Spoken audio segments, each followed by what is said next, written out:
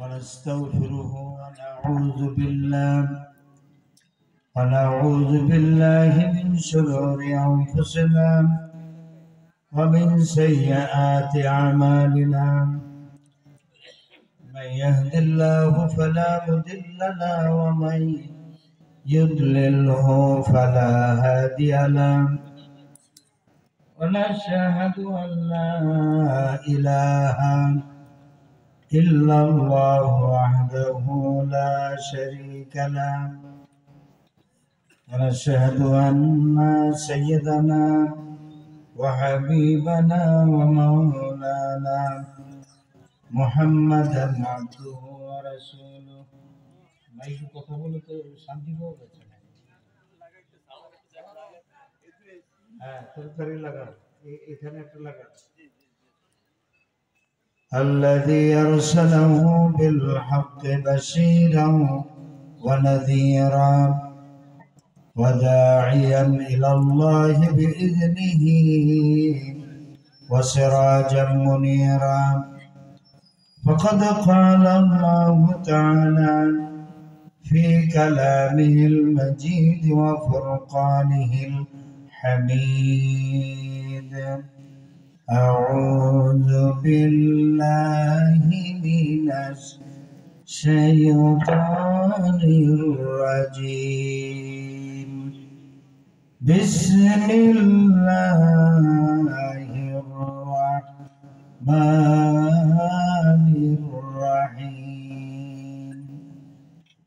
إن الله وملائكته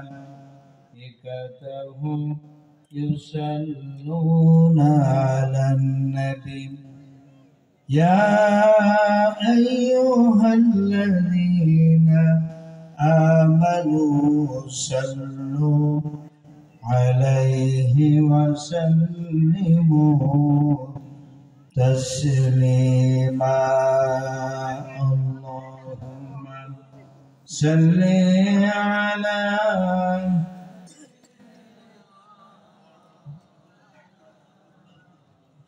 وعلى آل مولانا محمد. জোরে সোরে মহব্বতের সাথে প্রাণ খুলে জবান ছেড়ে দিয়ে সকলেই সমস্যায় বলুন আল্লাহুম্মা সাল্লি আলা مولانا محمد وعلى آل مولانا محمد. بلغ العلا بكماله كشف الدجى بجماله حسنت جميع خصاله. صلوا عليه محمد مصطفى تمہیں حبیب پاک دور ہو. شافع سیا مشکل کشائے روز محشر ہو. بلغ العلا بکمالہ کشف الدجى بجمالہ حسنت جميع خصاله. صلوا عليه. সব ঝিমাই গেছে, আসলে কিছুই ভালো লাগতেছে না। মাইকের অবস্থা ভালো না, এখানকার টাইম গেছে বেশি ওভার হয়ে, সবকিছুই কেমন কেমন যেন ভালো লাগতেছে না। আসলে অনেক আশা নিয়ে এসেছিলাম সাতক্ষীরার মাটিতে, ভালো আলোচনা হবে ইনশাআল্লাহ, কিন্তু রাত 11টায় মঞ্চে উঠলে আর কথা বলার এনার্জি থাকে না। আর যারা শুনবে তাদেরও ভিতরে ক্ষুধা, ঘুম, তারাও এনার্জি থাকে না। যে বলবে তারও এনার্জি নেই শোনারও, যারা শুনলে তার রিসিভ করার সেই আগ্রহ নাই। সবকিছুই এখন কেমন কেমন একটা অবস্থা। তারপরে আপনারা যদি সহযোগিতা না করেন তাহলে হয়তো আমি কথা বলতে পারবো না। মাইকের অবস্থা ভালো না, খুবই খারাপ। এই মনিটর বন্ধ করতে হবে, এই চুঙ্গা দুইটা ভালোভাবে চালু করতে হবে, নাহলে কথা বলা যাবে না। মনিটর বক্স একটা টোটালি অফ, বক্স এবং মনিটর একটা টোটালি অফ করে দিতে হবে। এই বাঁশি বা চুঙ্গা যে বলে, এই দুইটা ভালো করে চালু করতে হবে। সকলে পড়েন বালাগাল উলা বিকামালিহি কাশাফাত দুজা বিজামালিহি হাসনাত জামিউ খিসালিহি সাল্লু আলাইহি مشرق حب محمد متنع ديوان مها مطلع خورشید شقاش سینه سوزان ما بلغ العلا بكماله كشف الدجى بجماله حسنت جميع خصاله صلوا عليهم اللهم آمين ربنا ظلمنا أنفسنا وإن لم تغفر لنا وترحمنا لنكونن من الخاسرين رب العالمين ঐতিহ্যবাহী দরবার শাহ পূর্বপাড়া যুব কমিটির উদ্যোগে ষষ্ঠ বার্ষিকী তাফসীরুল কোরআন মাহফিলে কয়েকবার দুরূদ ও সালাম পড়ে আপনার দরবারে হাত তুলেছি।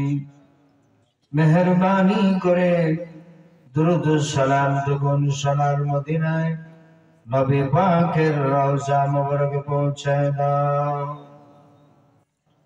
तमाम পৃথিবীর মাটির নিচে যত মুমিন মুমিনাত শুয়ে আছেন, আল্লাহ তাদের আরওয়ার পরে আর হাদিয়াটুকু পৌঁছায় দাও। রব্বুল আলামিন এই মাহফিলের আয়োজন যারা করেছেন আর শোনার জন্য যারা এসেছেন, কিয়ামতের দিন মুসিবতের সময় এই মাহফিল আমাদের সকলের জন্য নাজাতের জরিয়া বানাই দাও আল্লাহ। या रब करम तो अगर करे हो बात जुबान को जो दिल पर असर करे रब्बना तकब्बल मिन्ना इन्नका अंतस समीउल अलीम वतुब अलैना इन्नका अंतत तव्वाबुर रहीम सुब्हान रब्बिका रब्बिल इज्जति अम्मा यसिफून وسلام على المرسلين الحمد لله رب العالمين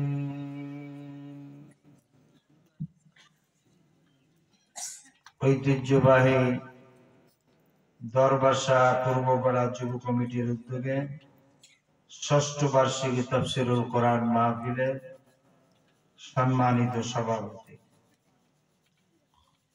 জনাব আলহাজ আজিবুর রহমান সাহেব, অবসরপ্রাপ্ত অধ্যাপক সাতক্ষীরা সিটি কলেজ, আতালাল্লাহু উমরাহু ওয়া বারাকাল্লাহু ফি হায়াতি। সবকিছু বন্ধ করে দিলাম, আর এই দুইটা সুঙ্গাতা আওয়াজ প্রথমে দিয়ে আবার কমাই দিই। এরা যে কি করে না করে বুঝি না। আসলে প্রধান বক্তা প্রায় 90% মাহফিল গুলোতে এই কাজ করে। প্রধান বক্তা যখন বসে তখন মাইকে নিয়ে ঝামেলা করে। 90% মাহফিল গুলোতে এই কাজগুলো করে। এর আগে খুব ভালোই চলে, প্রধান বক্তার সার্ভিসটা কোনো জায়গায় ভালো দিতে চায় না, আগের চাইতে আরো খারাপ হয়ে যায়। না হয় শুরুতে যখন এটা স্টার্ট দিল আওয়াজ ভালো ছিল, পরক্ষণে আবার কমাই দিচ্ছে। এদের কি চিন্তা ভাবনা আমি জানি না। মেশিন গরম হয়ে যাবে এই চিন্তা ভাবনা নিয়ে এরা বসে থাকে। ফ্যান একটার জায়গায় প্রয়োজনে মুসল্লি ভাইদেরকে যদি বলতো যে আপনাদের বাড়ি থেকে ফ্যান, টেবিল ফ্যান যা আছে সবগুলো নিয়ে আসেন, আমার মেশিনের সামনে এনে সেট করে দেন, ফিট করেন, বা এসি নিয়ে আসেন, তবুও চলে। এরা শুধু নিজেদের মেশিনের চিন্তা করে, যার কারণে ওই যখন ধমক দেওয়া হয় একটু বাড়ায়, এরপর আবার কায়দা করে কমাই দেয়। এই অবস্থা, মানসিক অবস্থা ভালো না। মানে গভীর রাত্রে এত রাত্রে কথা বলার অভ্যাস নাই। শহীদ আল্লামা দেলোয়ার হোসেন সাঈদী রহমতুল্লাহ আলাই, তার মতো বক্তা মুফাসসির আমি আমার জানা মতে বাংলা ভাষায় তার চাইতে পপুলার বক্তা আমি দেখি নাই জীবনে, বা আমি শুনিও নাই, ভবিষ্যতে আসবে কিনা জানি না। কিন্তু শহীদ আল্লামা দেলোয়ার হোসেন সাঈদী রহমতুল্লাহ আলাই কোন মাহফিলে রাত 10টায় উঠছে, 11টায় উঠছে এরকম কোন ইতিহাস আমার জানা নেই। তিনি আলোচনা করার জন্য মঞ্চে উঠতেন সবসময় 7:30, 8টা, 8:30 এর ভিতরে, এর চাইতে কখনো রাত করতেন না। কারণ হচ্ছে কোরআনের তাফসীর যদি শোনাতে হয় মানুষদেরকে, বেশি রাত্রে শোনানো যায় না। কারণ তাফসীর হলো তিতা জিনিস, আল হাক্কু মুররুন, হক সত্য জিনিস হলো তিতা। এই তিতাটা বেশি রাত্রে ভালো লাগে না। বেশি রাত্রে ভালো লাগে গান বাজনা, নাটক, কৌতুক, হাসাহাসি, লাফালাফি, কাঁপাকাঁপি। তখন মানুষের ওই খাবারের চিন্তা ভুলে যায়, ঠিক না? ক্ষুধা ভুলে যায়। যখন হাসি শুরু হয় ক্ষুধার কথা মনে থাকে না। আমাদের তো ভাই ক্যারেক্টার ওই রকম না। আমরা শহীদ আল্লামা দেলোয়ার হোসেন সাঈদী রহমতুল্লাহ আলাইহির ব্লাড আমাদের দেহের ভিতরে আছে। আমরা তো ওই সমস্ত কৌতুক, নাটক, গান বাজনা, এমনকি গজল টজল, আজান, এই যে ওয়াজের ভিতরে তাফসীরের ভিতরে আজান দেওয়া, এই জাতীয় প্র্যাকটিস আমাদের ভিতরে নেই। এখন কি আলোচনা করব, কি করব না করব, আর কি আপনারা শুনবেন, কিছুক্ষণ পরে উঠে হাঁটাহাঁটি শুরু করেন, কি আমি তো টেনশনে আছি। আর মাঝখানে তো জায়গা ফাঁকা। এই ফাঁকা জায়গায় এসে মিস্টার ইবলিস অলরেডি বসে গেছে। সে আপনাদেরকে কানে ধরে, ঘাড়ে ধরে একটু করে উঠানো শুরু করবে যে বেটা ওঠ, যা একটু বিড়িতে টান দিয়ে বিড়ি খাওয়ানোর জন্য উঠে নিয়ে যাবে। আপনারা কি এখনো যে যেখানে বসা আছেন ওইখানেই বসে থাকবেন, না একটু ফাঁকা জায়গা পূরণ করবেন? ফাঁকা জায়গা যদি পূরণ করেন তাহলে সামনে আগায় বসেন, মেহরবানি করে একটু সামনে আগে আগে আগে আসুন, গায়ে গায়ে মিশে মিশে বসুন। তাহলে মিস্টার ইবলিস আপনাদেরকে অসহাসা দিতে পারবে না। মাঝখানে ফাঁকা জায়গা রাখবেন না। পিছনে অনেক ভাইয়েরা আপনারা দাঁড়িয়ে আছেন, দাঁড়িয়ে না থেকে শোনেন। আমি 1 ঘন্টা কোরআনের তাফসীর করব, এরপরে মোনাজাত দিয়ে দেব, দেরি করব না। ঠিক আমি 12:30টায় আপনাদেরকে নিয়ে মোনাজাত দেব ইনশাআল্লাহ।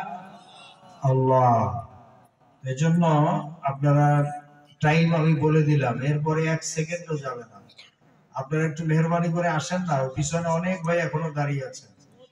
আপনারা আসেন, এই ফাঁকা জায়গা পূরণ করে বসেন। সম্মানিত ভাই সব, কোরআনে কারিমের মাহফিলে আসতে পারা, বসতে পারা, এটি সৌভাগ্যের ব্যাপার, সবার নসিবে হয় না। আপনাদের এলাকায় মুসলমান পুরুষ কি এই কয়জনই বসবাস করে, না আরো আছে? একটু জবাব দেন না ভাই, আরো আছে? সকল মুসলমান ভাইরা যদি আসতেন তাহলে এই একটা ছোট্ট প্যান্ডেলে জায়গা দেওয়া কি সম্ভব হতো? এরকম অন্তত 10টা 20টা প্যান্ডেলের প্রয়োজন হতো, ঠিক না? তো আসলে সবার নসিবে তো হয় না। আল্লাহ তাআলা আপনাদেরকে আল্লাহর কোরআনের মাহফিলে আসার জন্য আপনাদের জন্য আল্লাহ তাআলা কবুল করেছেন। আপনারা হচ্ছেন খুশনসিবওয়ালা। আপনারা হচ্ছেন ভাগ্যবান, এজন্য আসতে পেরেছেন। আর যারা আসতে পারে নাই তারা হচ্ছে বদনসিবওয়ালা, তারা হলো কপাল পোড়া। ঠিক না বেটি? আগামীকালকের আপনাদের এই মাঠে, এই জায়গায়, এই মঞ্চে কোরআন শোনার জন্য কি আহ্বান জানানো হবে? হবে না।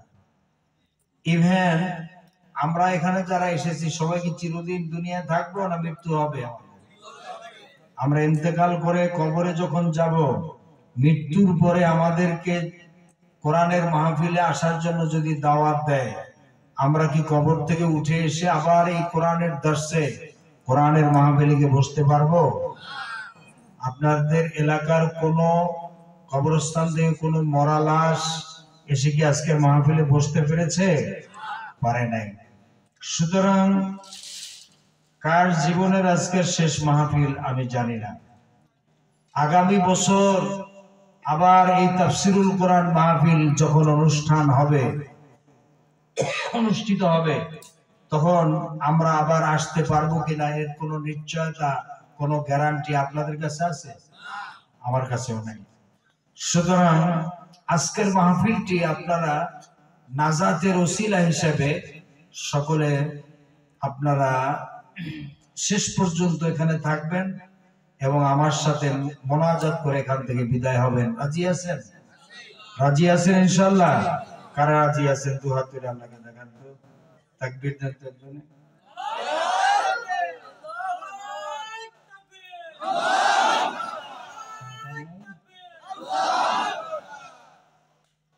হয় না তো, আল কোরআনের আলো, সংসদের আলো, যে সবাই এখন সারা দেশে আবার সেই কুফরি আইন শাসন কায়েমের চেষ্টা চালাচ্ছে।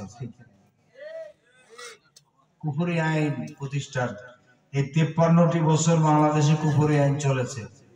ভবিষ্যতে এই কুফরি আইন দিয়ে এই দেশটা চালানোর চেষ্টা চালানো হচ্ছে। এখন আপনারা চান না যে কোরআনের শাসন প্রতিষ্ঠিত হোক? যদি চান তাহলে স্লোগানটা ওইভাবে দিতে হবে না, ভালো করে স্লোগান দেন। অপারেটর কই, মাইকটা জাগাইতে হবে, জাগাইতে হবে।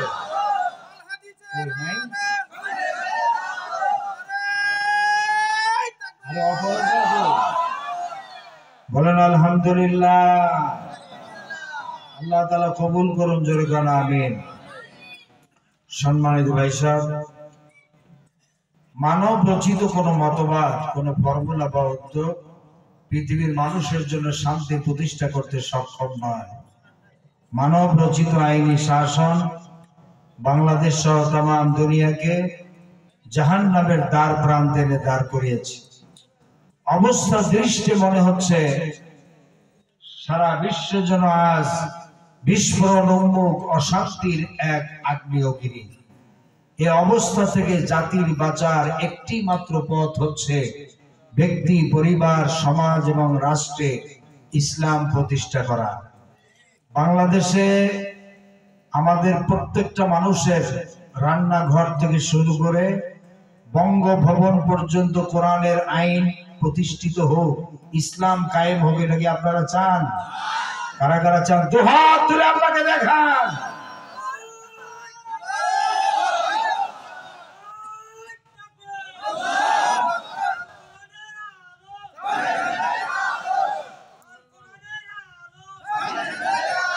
বলেন আলহামদুলিল্লাহ। আল্লাহ তাআলা কবুল করুন, জোরে কান আমিন। আর আমরা কুফরি শাসন দেখতে চাই না। আপনারা এখানে যারা আছেন এরা কি চান যে কুফরি আইন প্রতিষ্ঠিত হোক? এটা কি আপনারা চান? যদি কেউ চান তার মৃত্যু হবে মুনাফিকের মত। আমি আল্লাহ রাসূলের হাদিস শুনাই দিয়ে গেলাম। যদি কেউ চান যে আগামী দিনে বাংলাদেশে কুফরি আইন মানুষের তৈরি করা আইন এটা আবার কায়েম হোক, এই ইচ্ছা যাদের দিলের ভিতরে আছে, আল্লাহর কসম তাদের মৃত্যু হবে মুনাফিকের মত। এবং নামাজ, রোজা, হজ, যাকাত যাই করুক, সে নির্ঘাত সে অবশ্যই জাহান্নামে যাবে, তাতে কোনো সন্দেহ নেই। পরিষ্কার কথা, সে জাহান্নামী হবে। শুধু নামাজ রোজা আপনাকে জান্নাতে নিতে পারবে না। জমিনটা আল্লাহর, আকাশ আল্লাহর, বাতাস আল্লাহর, অক্সিজেন আল্লাহর, মানুষ আল্লাহর। আল্লাহর আকাশের নিচে জমিনের উপরে আইন চলবে কার? ইনিল হুকমু ইল্লা লিল্লাহ, the decision is only for Allah. আলা লাহুল খালকু ওয়াল আমর, his is the creation and the command. সৃষ্টি যার, আইন চলবে। এই কথাটা মনে রাখবেন। আপনি আওয়ামী লীগ করেন, বিএনপি করেন, জাতীয় পার্টি করেন, না ফলনা দফনা কি করেন, সেটা আপনার ব্যাপার, কিন্তু আমি মূল কথাটা বলে দিলাম। আপনি বুঝে শুনে কবরে যাইয়েন। দুনিয়ার এই হালুয়া রুটির রাজনীতি করতে যাইয়া ইমান যদি কেউ ধ্বংস করে কবরে যান, আপনার সাজা আপনি ভোগ করবেন। আমার কি হবে? আমার দায়িত্ব হচ্ছে ওমা আলাইনা ইল্লাল বালাগ, হক কথাগুলো আপনাদের কাছে পৌঁছায় যাওয়া, এটা হলো আমার দায়িত্ব। কোরআন শরীফটা দেখেন। সম্মানিত ভাই সাহেব, এই কিতাবখান নাম কি? এই কিতাবের নাম কি? কোরআনুল কারীম। সুন্দর করে বলেন, কি নাম? কোরআনুল কারীম। সম্মানিত মহাপবিত্র আল কোরআন। এই কোরআন শরীফ নাজিল করেছেন কে? কয় পারা কোরআন শরীফ? 30 পারা। সূরা কতটি? 114টি। 114টি সূরার প্রত্যেকটা সূরার অর্থ কি আপনি জানেন?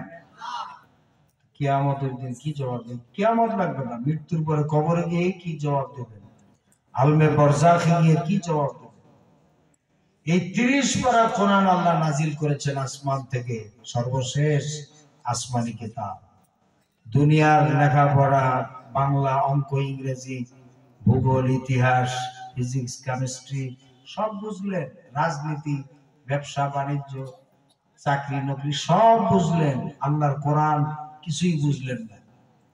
তো এর জন্য আল্লাহর কাছে জবাব দেওয়া লাগবে কি লাগবে না? লাগবে। এটা মনে রেখে এরপরে কবরে যাবেন।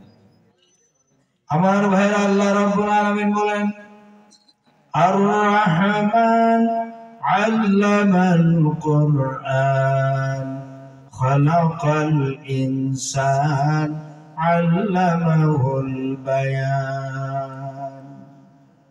দয়াময় রহমান, যিনি মানুষ সৃষ্টি করেছেন, মানুষ সৃষ্টি করে কোরআন শিক্ষা দিয়েছেন, এরপরে মানুষদেরকে কথা বলা শিখিয়েছেন কে? আল্লাহ সুবহানাহু ওয়া তাআলা। এমনটি নয় আল্লাহ তাআলা মানুষ সৃষ্টি করে এমনিতে ছেড়ে দিলেন আর বললেন, এমনকি আল্লাহ তাআলা বলেছেন যা মনে চায় তাই কর, মৃত্যুবরণ করবি, এরপরে সোজা জাহান্নামে পাঠাই দেব। এই কথা বলছে আল্লাহ না। আল্লাহ তাআলা সূরা আল-লাইলের ভিতরে বলেছেন, ইন্না আলাইনা লাল হুদা, আমার উপরে দায়িত্ব পথ কর্ম পদ্ধতি প্রদর্শন করা, রাস্তা দেখানো, এটার দায়িত্ব হচ্ছে আমি আল্লাহ পাকের। রাস্তা দেখানোর দায়িত্ব কার? না কাল মারছে? কথা বলেন। আমি বুঝি যে আপনাদের জিমানি আসছে, তারপরে ক্ষুধা লাগছে, জিমানি আসছে, তারপরেও 1 ঘন্টা আল্লাহর কাছে ওয়াদা করছেন। এর জন্য একটু ওই 1 ঘন্টা একটু আপনারা মনোযোগ দিয়ে শোনেন, আর যে প্রশ্নগুলি করে একটু জবাব দিবেন উচ্চ আওয়াজে, তাহলে আমারও কথা বলার স্পিড বাড়বে আর আপনাদেরও মনোযোগ আকর্ষণ সৃষ্টি হবে। 1 ঘন্টার উপরে আমি যাব না। আমার ভাইরা, আপনারা জবাব দিবেন সঠিকভাবে। আল্লাহ তাআলা বলছেন, ইন্না আলাইনা লাল হুদা, আমার উপরে দায়িত্ব পথ কর্ম পদ্ধতি প্রদর্শন করা, রাস্তা দেখানো, এটার দায়িত্ব কার? না কাল মার্সের, লেনিনের, মাও সেতুংয়ের, ধর্ম নিরপেক্ষবাদীদের, জাতীয়তাবাদীদের, সমাজতন্ত্রীদের না। রাস্তা দেখানোর দায়িত্ব হচ্ছে আল্লাহ পাকের। সুবহানাল্লাহ। আল্লাহ পাক বলেন, ওয়ালাল্লাহি কাসদুস সাবিলি ওয়া মিনহা জাইরুন। আল্লাহ পাক বলেন, সোজা রাস্তা, সোজা পথ বলে দেওয়ার দায়িত্ব আমি আল্লাহ। যেখানে রয়েছে অসংখ্য বাঁকা পথ, অসংখ্য বাঁকা পথ যেখানে, যে পৃথিবীতে, সেখানে সোজা রাস্তাটা বলে দেওয়ার দায়িত্ব আল্লাহ পাকের। সুবহানাল্লাহ। আমার ভাইরা, আল্লাহ তাআলা আফসোস করে বলছেন যে তোমরা আল্লাহকে অস্বীকার করো কেমনে? তোমরা তো মরা ছিলে, এরপরে আমি আল্লাহ তোমাদেরকে জিন্দা করেছি, জিন্দা থেকে আবার মৃত্যু দিব, আবার তোমাদেরকে জিন্দা করে আবার উঠাবো, বিচারের সম্মুখীন হতে হবে, এরপরে তোমাদেরকে জান্নাত জাহান্নামে সেটেল করে দেওয়া হবে। সুবহানাল্লাহ বলেন। সূরা আল বাকারায় আল্লাহ তাআলা 28 নম্বর আয়াত, সূরা আল বাকারার 28 নম্বর আয়াতে আল্লাহ তাআলা বলছেন, আমি এই আয়াতে কারিমা আপনাদেরকে নিয়ে আল্লাহ তেলাওয়াত করতে চাই, এরপরে এই আয়াতের উপরে কিছুক্ষণ আলোচনা করি, আমি শেষ করে দেব ইনশাআল্লাহ। সকলে পড়েন, আউযু বিল্লাহি মিনাশ শাইতানির রাজীম, বিসমিল্লাহির রাহমানির রাহিম, কাইফা তাকফুরুনা বিল্লাহি ওয়া কুনতুম আমওয়াতাম فأحياكم ثم يميتكم ثم يحييكم ثم إليه ترجعون। সকলে বলেন সাদাকাল্লাহুল আযীম। আল্লাহ তাআলা বলছেন, কাইফা তাকফুরুনা বিল্লাহ, তোমরা কি করে আল্লাহর সাথে নাফরমানি করো, আল্লাহ তাআলাকে অস্বীকার করো কেমনে? ওয়া কুনতুম আমওয়াতান, তোমরা তো মরা ছিলে, বাহিয়াকুম, আমি তোমাদেরকে জিন্দা করেছি, সুম্মা ইউমীতুকুম, এরপর আমি তোমাদেরকে মৃত্যু দিব, সুম্মা ইউহয়িকুম, আবার তোমাদেরকে জিন্দা করব, সুম্মা ইলাইহি তুরজাউন, বান্দা আমি আল্লাহর কাছে ফিরে আসা ছাড়া তোমার যাওয়ার আর কোনো জায়গা নাই। সুবহানাল্লাহ বলবেন না? তো ওয়াবাইনা ইয়াদাইল্লাহি মাওকিফুনা, আল্লাহ রাসূলের হাদিস, আল্লাহর সামনে দাঁড়িয়ে হিসাব না দেওয়া পর্যন্ত এক কদম সামনে অগ্রসর হওয়ার ক্ষমতা পৃথিবীর কারো নাই। সকলকে আল্লাহর সামনে হাজির হতে হবে, আল্লাহর সামনে বিচারের সম্মুখীন হওয়া লাগবে। লাগবে কি লাগবে না? লাগবে। অথচ কাফের বেঈমানেরা বলে, আমরা যখন মরে যাব, কবরে লাশ যাবে পচে, কত মানুষ আগুনে পুড়ে ফেলে, কত মানুষ বাগে খেয়ে ফেলে, কবরে আযাব হয় কি না হয়, খামাখা দুনিয়াতে এত কষ্ট করব, তার সে দুনিয়া আনন্দময় জায়গা, যার মনে যদ্দুর লয় আনন্দ ফুর্তি করে লই, ইট ড্রিঙ্ক এন্ড বি মেরি, খাও দাও ফুর্তি করো, দুনিয়াটা মস্ত বড়, दुनिया में मजा ले लो, दुनिया तुम्हारी है, এই বেলা ভাই মদ পান করে নাও, কাল নিশীতের ভরসা কই, চাঁদনি জাগিবে যুগ যুগ ধরে, আমরা তো আর রব না সই, নগদ চাপাও হাত পেতে নাও, বাকির খাতায় শূন্য থাক, দূরের বাদ্য কি লাভ শুনে, মাঝখানে যে বেজায় ফাঁক। কন্যা বলে, এই কাফের বেঈমানরা বলে, মুনাফিকরা বলে, এই সকালের স্নিগ্ধরোদ, এই মায়াবী চাঁদ, দক্ষিণামলয় সমীরণ, সবুজের সমারোহ, পাখির কুহুতান, নদীর কুলকুল রব, তারা ভরা আকাশ, যুগ যুগ ধরে টিকে থাকবে, আমরা তো আর থাকবো না। এই পৃথিবীতে যা দেখো সবই তো নগদ, এসব যেভাবে পারো ভোগ করো। নাউজুবিল্লাহ।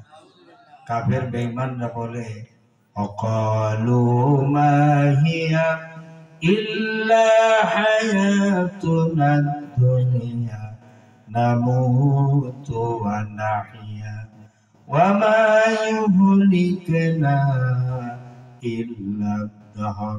ওরা বলে, দুনিয়া এবং আখিরাত বলতেন, জীবন তো শুধু আমাদের এই দুনিয়ার জীবনই শেষ কথা, এরপরে আবার কি, এটাই আমাদের জীবন, এখানেই বেঁচে আছি, এখানেই মরে যাব, আর কালের আবর্তন ছাড়া তো কিছুই হয় না।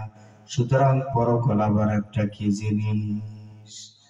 আল্লাহ রাব্বুল আলামিন বলেন, কুলিল্লাহু ইউহয়িকুম সুম্মা ইউমীতুকুম সুম্মা ইয়াজমাউকুম ইলা ইয়াউমিল কিয়ামাতি লা রাইবা ফীহি। আল্লাহ রাব্বুল আলামিন বলেন, তোমরা নিষ্প্রাণ ছিলে, সেখান থেকে আল্লাহ পাক তোমাদেরকে জিন্দা করেছেন, এই জিন্দা থেকে তোমরা আবার মৃত্যুবরণ করবে, তোমাদেরকে আবার পুনর্জীবিত করা হবে, এতে কোনো সন্দেহ নাই। ওয়ালাকিন্না আকসারান নাসি লা ইয়ালামুন, আসল কথা হলো মানুষেরা, অধিকাংশ লোকেরা এ সম্পর্কে কিচ্ছুই জানে না। আপনারা কিছুই তো জানেন না। আল্লাহ তাআলা বলছেন, ওয়ালাকিন্না আকসারান নাসি লা ইয়ালামুন, আসল কথা হলো অধিকাংশ মানুষেরা, এই যে ভিতরে রূহ আছে, আমাদেরকে মৃত্যুবরণ করতে হবে, কবরে রাখা হবে, ওখান থেকে উঠতে হবে, হাসরের ময়দানে উঠতে হবে, জান্নাত জাহান্নাম কেমন, আল্লাহ তাআলা বলেন অধিকাংশ লোকেরা এ সম্পর্কে কিচ্ছু জানে না। ওয়ালাকিন্না আকসারান নাসি লা ইয়ালামুন, অথচ একজন দাড়ি চুল পেকে একেবারে কবরে দেড় ঠ্যাং চলে গেছে, দেড় ঠ্যাং পর্যন্ত কথা বলে, দেড় ঠ্যাং, এগুলো ঠ্যাং বলে না, দেড়টা ঠ্যাং চলে গেছে কবরে। তো এরকম দাড়ি চুল পাকা লোকেরাও তো কিছু বুঝে না, ঠিক কি না? আমাদের ভিতরে যে রুহটা আছে, রুহটা কেমন, সাদা, কালো, নীল, হলুদ, কেমন, লম্বা না খাটো, চওড়া না মোটা না চিকন, দেখছেন কোনদিন? কথা বলে না, দেখছেন? কেউ তো কোনদিন দেখেন নাই। আল্লাহ তাআলা বলে যে মুমূর্ষু ব্যক্তির আশেপাশে তোমরা বসা থাকো, কোল দিয়া। একটা লোক মারা যায়, ফালাউলা ইযা বালাগাতিল হুলকুম ওয়া আনতুম হিনাইদিন তানজুরুন, আল্লাহ বলছে যে হুলকুমের কাছে যখন রূহটা টানতে টানতে ফেরেশতারা নিয়ে আসে, রূহ তো সহজে বের হতে চায় না। আপনারা একটু কথাগুলো খেয়াল করে শুনবেন, মানে মানুষের দেহের ভিতর থেকে রূহটা বের হতে চায় না, চায় সেটা হলো যারা নেককার জান্নাতি বান্দা, এদের চোখের সামনে জান্নাতের চিত্র ভিডিও ধরা হয়, তখন তারা জান্নাতে যাওয়ার জন্য উদ্গ্রীব হয়ে যায়, পাগল পারা হয়ে যায়, তখন তার রূহটা অত পালানোর চেষ্টা করে না। আর যারা নাফরমান, তাদের চোখের সামনে তো ধরা হয় জাহান্নামের ভিডিও। কি ধরা হয়? জাহান্নামের। যেমন আজরাইল আলাইহিস সালাম যখন খপ করে রূহটা যখন ধরে ফেলে, আল্লাহ রাব্বুল আলামিন ডাক দিয়ে বলে, রে আজরাইল, একটু সবর কর, আমার এই নাফরমান বান্দা বড় শখ করে জাহান্নাম কামাই করেছে, ওকে জাহান্নাম না দেখে ওর রূহটা কবজ করিস না। তখন তার চোখের সামনে জাহান্নামের ভিডিও ধরা হয়। জাহান্নামের ভিডিও যখন ধরে, তখন রূহটা আর বের হতে চায় না। কোরআনে কারিমে সূরা নাজিয়াতে বলেছেন আল্লাহ তাআলা, ওয়ান নাজিআতি গরকা, গরকু মাজদার, অর্থাৎ গরকুল শব্দের অর্থ হলো ডুব দেওয়া। রূহ যখন পালানোর চেষ্টা করে, আজরাইল আলাইহিস সালামের সহকারী ফেরেশতা শরীরের ভিতরে ডুব দেয়, ডুব দিয়ে রূহটা পায়ের দিকে পালানোর চেষ্টা করে, পায়ের দিকে। তখন ওখান থেকে টানতে টানতে টানতে টানতে হুলকুমের কাছে নিয়ে আসে রূহটা। আল্লাহ তাআলা বলেন, ওয়া আনতুম হিনাইযিন তানজুরুন, তখন তোমরা তাকিয়ে তাকিয়ে দেখো যে ফেরেশতারা রূহটা বের করে নিয়ে যায়। অথচ তোমরা কিছুই করতে পারো না। আল্লাহ তাআলা বলছেন ওয়া নাহনু আকরাবু ইলাইহি মিনকুম ওয়ালাকিন লা তুবসিরুন। অথচ আমি আল্লাহ ওই মুমূর্ষু ব্যক্তির যত কাছে তোমরা থাকো তার চাইতে আমি আল্লাহ মুমূর্ষু ব্যক্তির বেশি কাছে থাকি। আমি কথাটা আবার রিপিট করছি, আপনারা একটু খেয়াল করে শোনেন। আকরাবু এটা ইসমে তাফজিলের সিগা, যারা আরবি গ্রামার বোঝেন।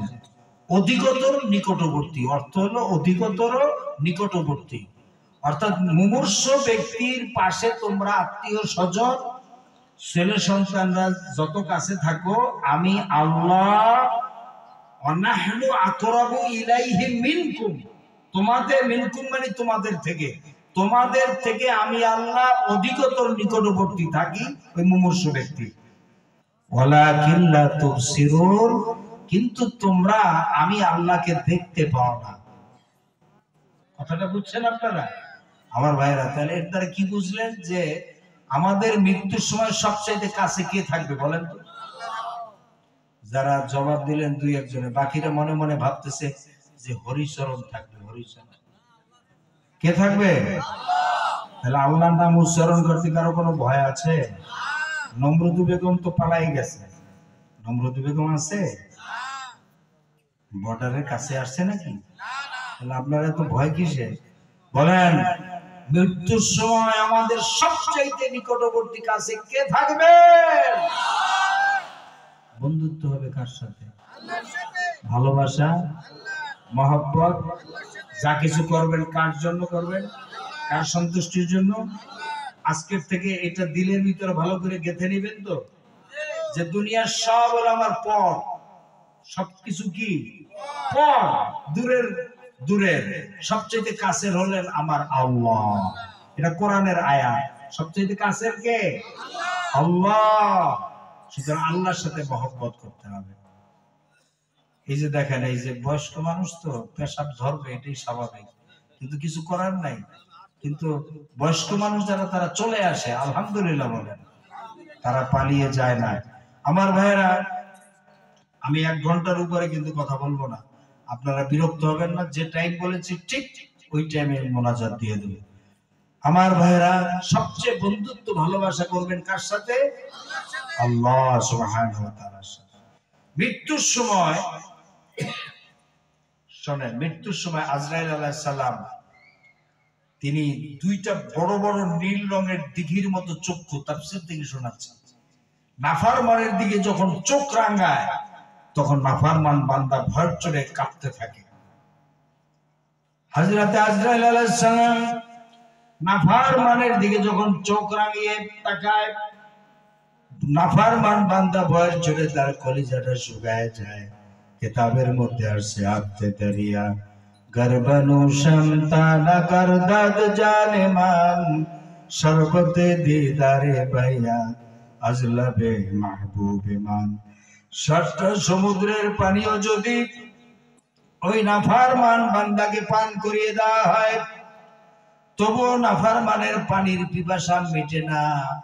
আপনারা কি করেন? ছোট্ট একটা পেয়ালায় কিছু পানি নিয়ে, চামচ একটা হাতে নিয়ে, এরপরে ওই একটু একটু চামচ দিয়া মুমূর্ষু ব্যক্তির মুখের ভিতরে আপনারা পানি দেন। এতে কি হবে? কিছু হয়? কিছুই হয় না। হযরত আজরাইল আলাইহিস সালাম হাত মেরে বলেন, ওরে খবিস, আজীবন আল্লাহ রাব্বুল আলামিনের হুকুম আহকাম থেকে ভেগে গিয়েছিস। আল্লাহ রাব্বুল আলামিন নামাজের হুকুম করেছেন, নামাজ পড়িস নাই। ফজরের সময় মুয়াজ্জিন সাহেব মসজিদ থেকে ডেকেছে, হাইয়া আলাস সালাহ, আসো নামাজে আসো। আপনি মনে মনে ভাবতেছেন যে কি আসলে কি হবে, নামাজে কি হবে? তখন মুয়াজ্জিন সাহেব কি বলছে? হাইয়া আলাল ফালাহ, আসো নামাজে আসো, তাহলে কল্যাণ হবে। সুবহানাল্লাহ। কি হবে? কল্যাণ হবে। তখন ভালো করে লেপটা আরো মুড়া দেয়, কম্বল লেপ আরো ভালো করে টাইনে টাইনে মোড়া দিয়ে পরে বসে। তখন মুয়াজ্জিন সাহেব কি বলে? আসসালাতু খায়রুম মিনান নাওম, আসসালাতু খায়রুম মিনান নাওম। যে ঘুমের চাইতে নামাজ উত্তম। এই ল্যাব থেকে বের হ, ঘুমের চাইতে কি উত্তম? এই সময় দেখা যায় কিছু অল্প সংখ্যক আল্লাহর বান্দা ল্যাব ফালাই দিয়ে, কম্বল ফালিয়ে ফেলে দিয়ে এরপরে ওযু করে মসজিদে চলে আসে, ঠিক কিনা বলে? আর বেশিরভাগ মানুষ ঘুমাইতে থাকে। এখন এই সমস্ত লোকদেরকে আজরাইল আলাইহিস সালাম যখন খপ করে রূহটা ধরে ফেলবে তখন কাঁপতে থাকে। এরপর আল্লাহ তাআলা বলেন যে এরে দেখা, এ সব করে জাহান্নাম কামাই করছে, ওরে জাহান্নামের চিত্রটা একটু দেখা।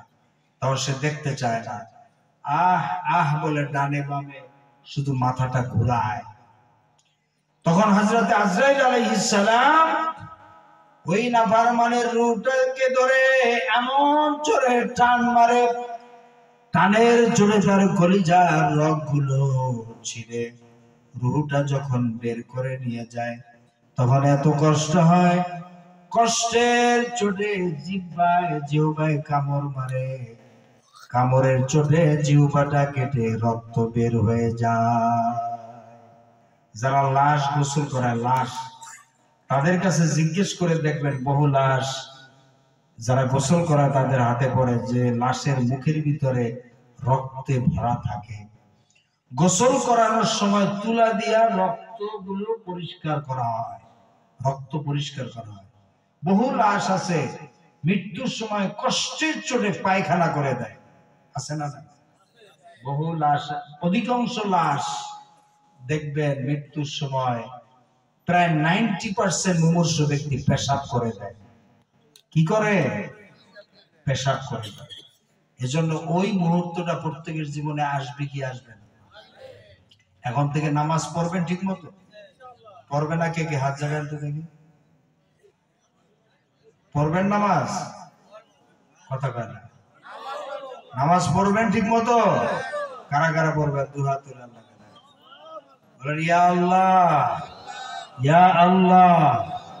মৃত্যু পর্যন্ত ফরজ নামাজ, ফরজ রোজা, শরীয়তের ওজর ছাড়া আর ছেড়ে দেব না, আর ছেড়ে দেব না, আর ছেড়ে দেব না।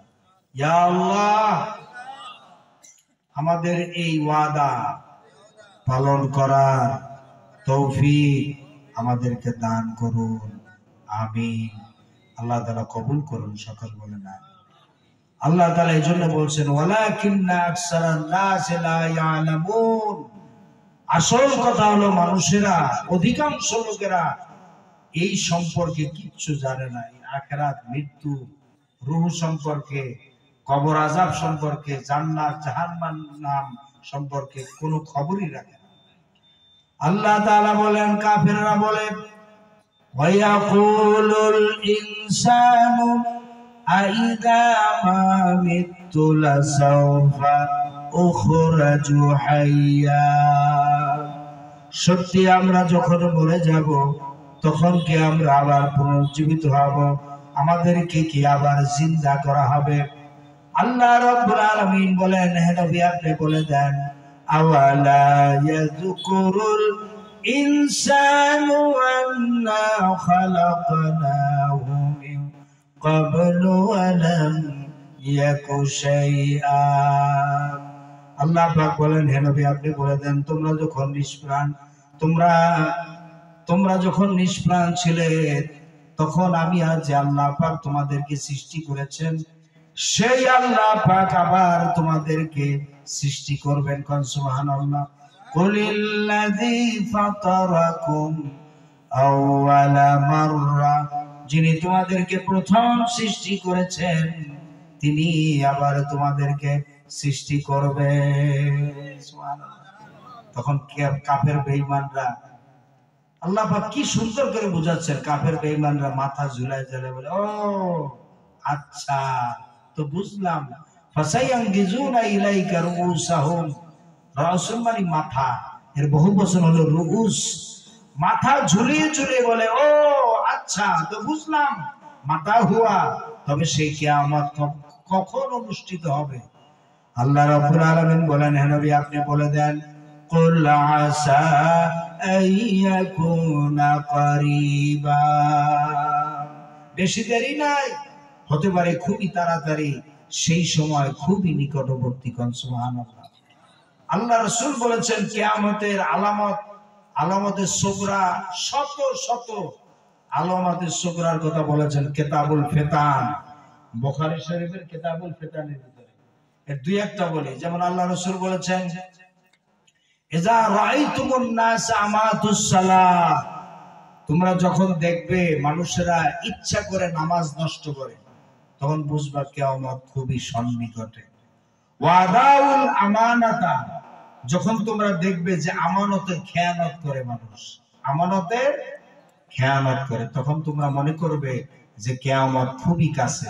ওয়াস্তাইলুল বিনা, যখন তোমরা দেখবে অট্টালিকা নির্মাণ করার ক্ষেত্রে মানুষ প্রতিযোগিতা করে, ও বানাইছে 2 তলা, আমি বানাবো 3 তলা, ও বানিয়েছে 5 তলা, আমি বানাবো 10 তলা।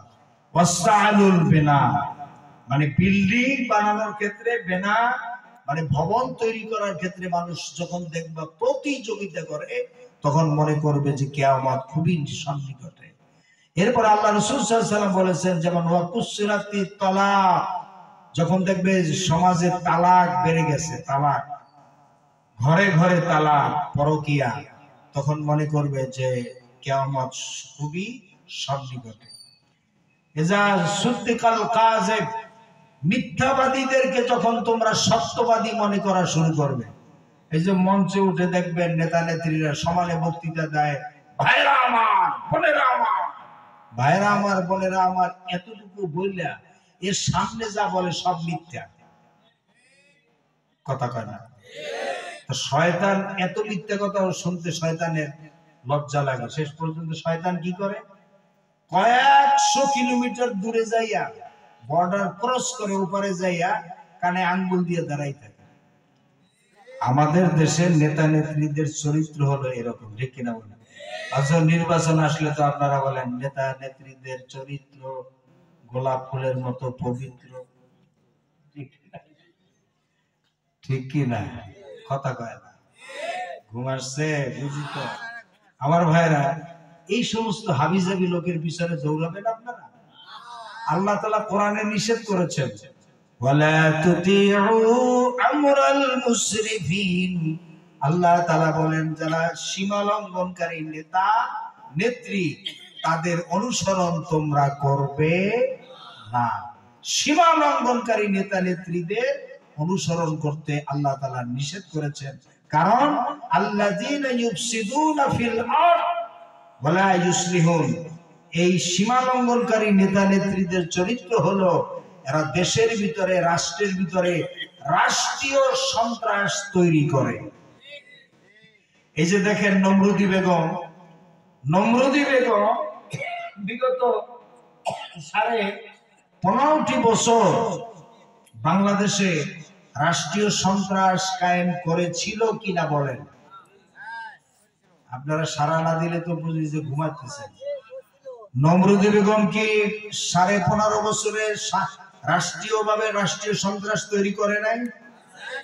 জিয়াউল আহসান, জিয়াউল আহসান যেটা এখন গ্রেফতার করা হয়েছে, আয়না ঘরের জনক, দেখতে তো দেখে একেবারে তাজা তোজা না, একেবারে গাছের মতো, খাইয়া লইয়া জনগণের পয়সা ঘাটটা এইরকম মোটা হয়েছে। জিয়াউল আহসানকে এনে রাস্তায় বেঁধে দেওয়া উচিত। রাস্তায় যত মানুষ হাঁটবে প্রত্যেকে এক একটা করে জুতার বাড়ি দিয়ে, ঠিক না বলেন? এরপরে শেখ হাসিনা, এই যে জিয়াউল আহসানের মতো, তারপরে ওই যে তারেক, কি জানি তারেক, তারেক সিদ্দিক, তারেক সিদ্দিকের মতো এক কুলাঙ্গার, এটা হলো শেখ রেহেনার কি জানি হয়, এই স্বামীর ভাই, কি বলে, দেওর বলে, এই তারেক সিদ্দিক, এই আর্মির ভিতরে সে সন্ত্রাস প্রতিষ্ঠা করেছে। এরপরে আইজি আইজি ছিল কে জানি, আরে না, ওই যে সে গোপালগঞ্জের আইজি বেনজির। এই বেনজির হাজার হাজার বিঘা একর জমি এই জনগণের উপর অত্যাচার, জুলুম অত্যাচার করে সে নিজের নামে বেনামে হাজার হাজার একর জমি সে লুটপাট করে আত্মসাৎ করেছিল, এখন বিদেশে পালাই গেছে। এরপরে এই গোপালগঞ্জের মনিরুজ্জামান গোয়েন্দা প্রধান, ডিজিএফআই এর ভিতরে অসংখ্য গোয়েন্দা সংস্থার লোক, এই যে এদেশের নিরীহ মানুষদেরকে জুলুম অত্যাচার করছে, এমন জুলুম অত্যাচার করেছে যেগুলি শুনলে মানে পশম দাঁড়িয়ে যায়। একজন মানুষের উপরে এত অত্যাচার করতে পারে। এই যে আয়না করে পায়খানার ভিতরে রাখা হয়েছে, 3 ফিট চওড়া, 3 ফিট 3.5 ফিট চওড়া, আর হচ্ছে 4 ফিট বা 5 ফিট লম্বা। এর ভিতরে আবার টয়লেট আছে, এর ভিতরেই টয়লেট, এর ভিতরে আবার এই ভাঙ্গা প্লেটে খাবার দিত যা মানুষের খাবার খেতে পারে না। এরপরে ধরে নিয়ে ধরেন এই যে হাইয়েস্ট গাড়িগুলি দেখলে এখনো আমার ভয় লাগে, 14 সিটের হাইয়েস্ট গাড়ি। এই হাইয়েস্ট গাড়িগুলোতে সরকারি বাহিনী, এই হাসিনা সে সরকারি এই জনগণের পকেটের পয়সায় এই যে বাহিনীগুলি সে পুষেছে, এদেরকে সন্ত্রাসী হিসেবে নামাই দিয়েছিল অস্ত্র নিয়ে। এরা এসে কি করতো, একটা লোকের ধাক্কা দিয়া উঠাই ফেলতো ওই গাড়ির ভিতরে, উঠিয়ে নিয়ে আয়না ঘরে পোশাক আশাক খুলে পাগলের পোশাক পরাই দিত। কিসের পোশাক? পাগলের পোশাক। এরপরে মেন্টাল টর্চার এমন ভাবে করত যাতে ওই লোকটা পাগল হয়ে যায়। এরকম বহু লোক পাগল বানাই ফেলেছে। এরপর আয়না ঘর, চতুর্দিকে গ্লাস ফিটিং করা, এর ভিতরে বসাইতো, যারে ক্রস ফায়ারে দিত, বসানোর পরে বাহির থেকে অবজারভেশন করতো যে লোকটার অঙ্গ ভঙ্গি কেমন, কি করে, এই সেই। এটা কয়েকজনে মিলে অবজারভেশন করে এরপরে যদি সিদ্ধান্ত যে হ্যাঁ ক্রস ফায়ারে ফেলাই দাও, আস্তে ধরে নিয়ে রাতের অন্ধকারে নিয়ে ক্রস ফায়ারে ফেলে দিত। বহু আলেমদেরকে বস্তার ভিতরে ভরে, এরপরে বস্তার মুখ বন্ধ করে সিমেন্টের বস্তার সাথে বেঁধে বুড়িগঙ্গা নদীতে বহু আলেমদেরকে ডুবাই হত্যা করেছে। এই র্যাবের সদস্যরা পোস্তাগোলা ব্রিজ থেকে ফালায় ফেলায়। এখন অনেকে র্যাবের সদস্য অফিসার যদি কেউ থাকে, সে হয়তো বলতে পারে হুজুরে আমাদের বিরুদ্ধে এরকম কথা বলে কেন? হ্যাঁ, হয়তো ওনার কাছে অস্ত্র আছে, অস্ত্রের জোরে উনি হ্যাডামগিরি দেখাইতে পারেন। কিন্তু আপনি র্যাব, আপনারা যে কাজ করেছেন, মানুষ ক্ষমা করতে পারে, আল্লাহ ক্ষমা করবে না। যেমন আব্দুল্লাহ ইবনে উবাই ইবনে সলুলকে আল্লাহ রসুল ক্ষমা করছিলেন, মুনাফিকদের সর্দার, কিন্তু আল্লাহ ক্ষমা। জানাজা পড়তে যখন গিয়েছিলেন আল্লাহ রসুল, তখন আল্লাহ তাআলা সূরা তাওবায় কোরআনে আয়াত নাযিল করলেন, হে নবী, আপনি কার জানাজা পড়তে এসেছেন? 70 বার, 70 মাররা, 70 বারও যদি এই আব্দুল্লাহ ইবনে উবাই ইবনে সলুলের জানাজা পড়েন, আমি আল্লাহ তাআলা একে ক্ষমা করব না। আল্লাহ তাআলা ক্ষমা করছিলেন? ক্ষমা করেন নাই। সুতরাং এই যে বাংলাদেশের পুলিশ বাহিনী, র্যাব, ডিবি, ডিফাই, তারপরে এনএসআই, সিআইডির লোক, আর্মির লোক, এরা যারা এদেশের মানুষের উপরে জুলুম অত্যাচার করেছে, নির্যাতন অত্যাচার চালিয়েছে এই দেশের মানুষের উপরে, এটা যদি মানুষ আমরা ক্ষমা করে দেইও, আল্লাহ ক্ষমা করবে না। এদের বিচার এই দুনিয়ায় হবে, আখিরাতে তো হবেই ইনশাআল্লাহ। বলেন ইনশাআল্লাহ। এরা যে বাংলাদেশে মাওলানা মতিউর রহমান নিজামীর মতো এইরকম আরেকটা লোক দেখান তো আপনি, এরকম ভদ্রলোক মানুষ, এইরকম নিষ্কলুষ, যে কোনোদিন মানুষকে মারা তো দূরের কথা, একটা মুখ দিয়ে গালি পর্যন্ত দেয়। শহীদ মাওলানা দেলোয়ার হোসেন সাইদি ভাই, শহীদ মাওলানা মতিউর রহমান নিজামী রহমাতুল্লাহ আলাইহি, তিনি এমন একজন ব্যক্তি ছিলেন, আপনি যে দলই করেন স্বীকার করতে বাধ্য হবেন যে এই লোকের কাছ থেকে কোনোদিন কেউ গালি শুনছে? কড়া ভাষায় কাউকে কোনোদিন একটা ধমক দিছে?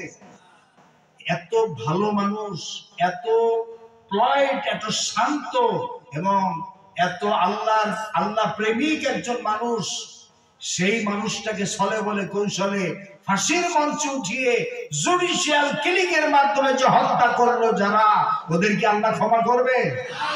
শহীদ আল্লামা দেলোয়ার হোসেন সাইদি রহমাতুল্লাহ আলাইহি, যার সুললিত পবিত্র কণ্ঠে সারা পৃথিবীর মুসলমানেরা কোরআনের তাফসীর শুনেছে, এই বাংলাদেশে মাঠে ময়দানে কোরআনের তাফসীর হতে পারে এরকম ইতিহাস আগে ছিল না। সাইদি সাহেবের আগমনের আগে ছিল না, ঠিক কিনা বলেন? উনি যখনই তাফসীর করা শুরু করলেন তখন সারা বাংলাদেশে কোরআনে কারিমের তাফসীর মাঠে ময়দানে শুরু হলো, ঠিক না বেটি? এরকম আল্লাহর একজন কোরআনের পাখি, কোরআনের কোকিলকে যারা 13টি বছর 3 মাস জেলখানায় আটকায় রেখে নির্যাতন করেছে, এরপরে সর্বশেষ মুস্তাফা জামান নামের এক কুলাঙ্গার ডাক্তারের হাতে তুলে দিয়ে প্রয়োজন ইনজেকশনের মাধ্যমে পুশ করে যারা হত্যা করলো, তাদের ক্ষমা এই জমিনে হবে না, হবে না, হবে না। সাইদি সাহেবের হত্যার বিচার কি আপনারা চান? কারা কারা চান? দোয়া তুলে আল্লাহকে দেখান।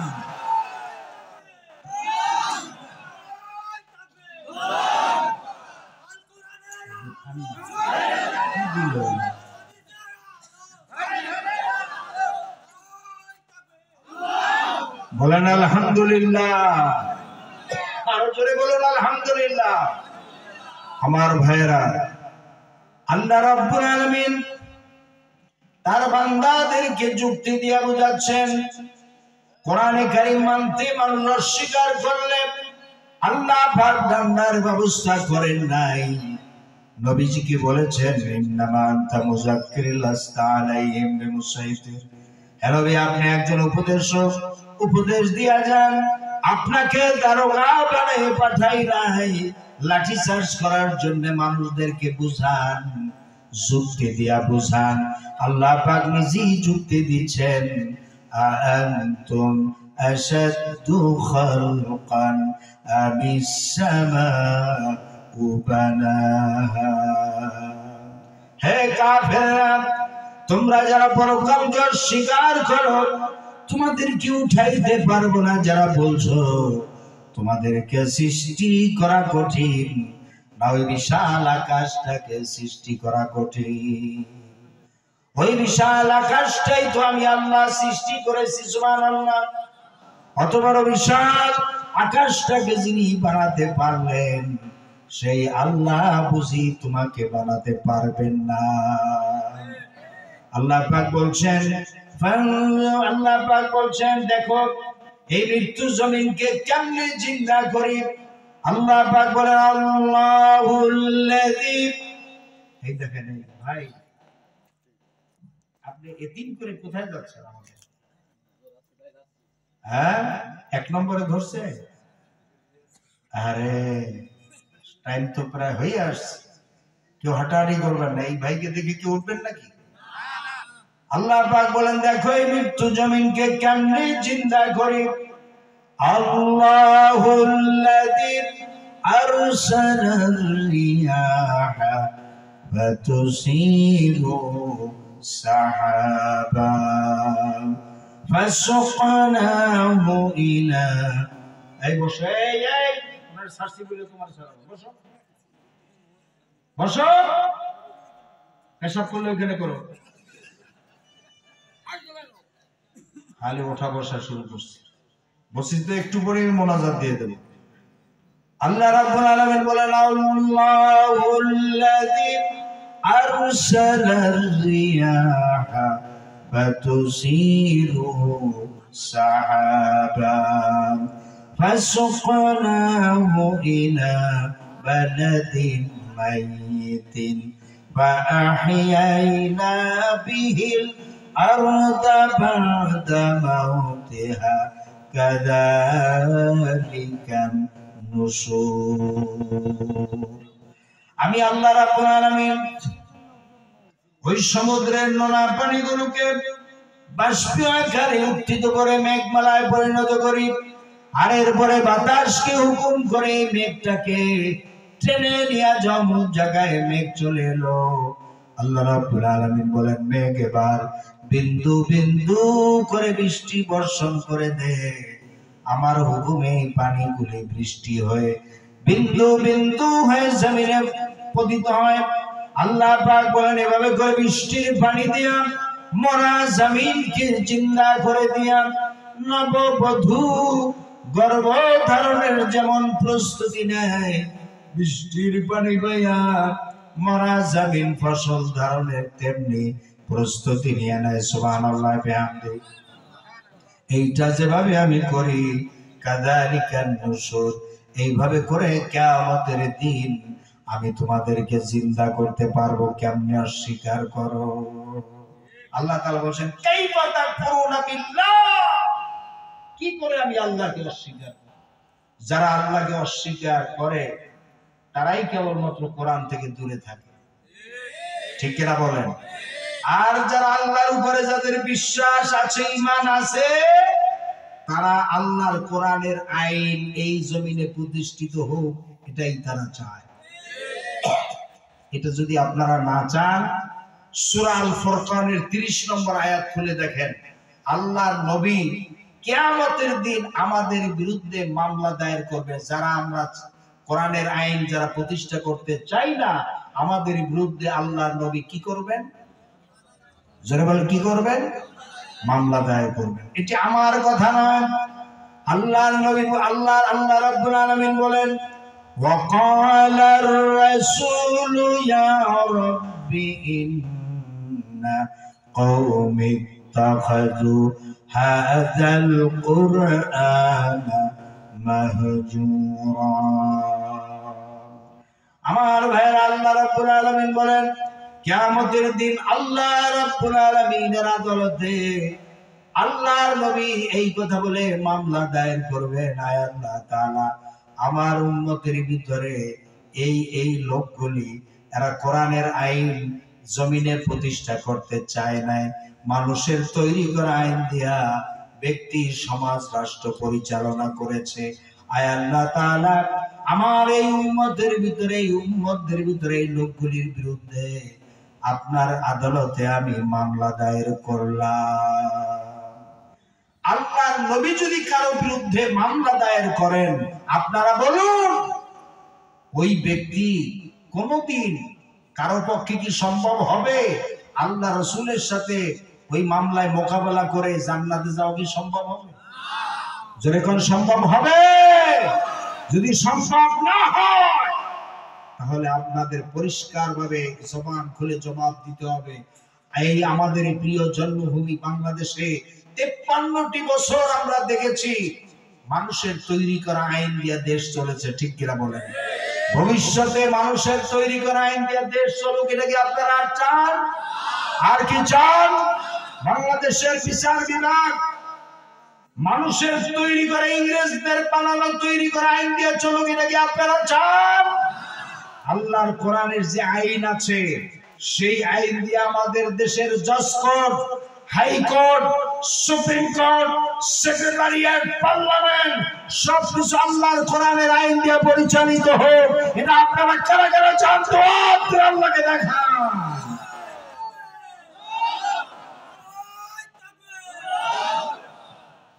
বলেন, আল কোরআনের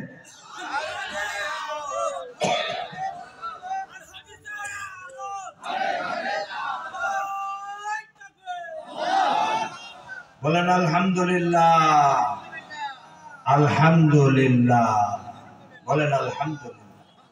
আমার ভাইরা, এই জন্য খালি মুখে মুখে চাইতে হবে না, চেষ্টা করতে হবে।